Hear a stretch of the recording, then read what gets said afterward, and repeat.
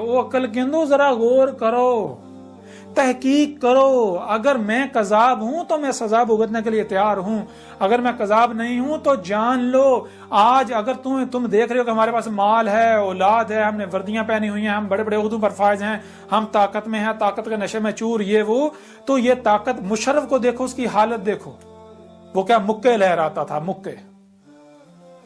آج اس کی حالت کیا ہے؟ پوچھیں اس سے.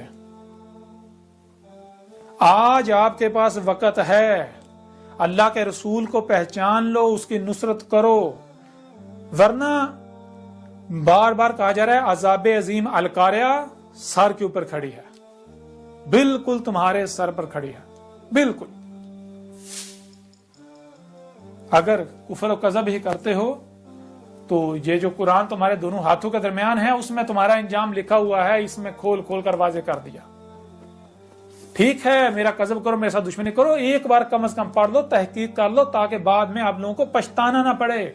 اگر آپ کو یہ لگتا ہے کہ میں آپ کی منتیں کر رہا ہوں، سوچتے رہو، مجھے کیا فرق پڑے گا، اور میں تو آپ لوگوں کا بھلا چاہ رہا ہوں، کیونکہ کل کو آپ گڑ گڑاؤ گے، چلاؤ گے، چیہو گے، رو گے، تب پچھتانے کا کوئی فائدہ نہیں ہوگا. آج تمہارے پاس وقت ہے. تمہیں عقل کس نے دی ہے؟ آنکھیں، یہ صلاحیتیں کس نے دی؟ اللہ نے دی ہے نا. تو ایک بار مان کے دیکھ لو، اسے پڑھ کے دیکھ لو، ایک بار میری دعوت کو سن کے دیکھ لو. میرے خلاف جو محاذ کھلے ہوئے ہیں، اتنے بڑے بہتانات لگائے جا رہے ہیں. کہتے ہیں جی، یہ کہتا ہے جی محمد نبی نہیں تھا، محمد رسول ہی نہیں تھا، اسے پڑھو، کذاب ثابت کرو مجھے. میں نے کب کہا؟ یہ تم مومن ہو؟ جھوٹ بول رہے اتنے بڑے، کہتے ہیں ہم محمد سے بڑی محبت کرتے ہیں، حب کرتے ہیں. جھوٹے مکار ہو تم لوگ، بہتانات باندھ رہے ہو. جو محمد کی ایک ایک بات کو سچ ثابت کر رہا ہے، تم اس کے اوپر فتوے لگا رہے ہو.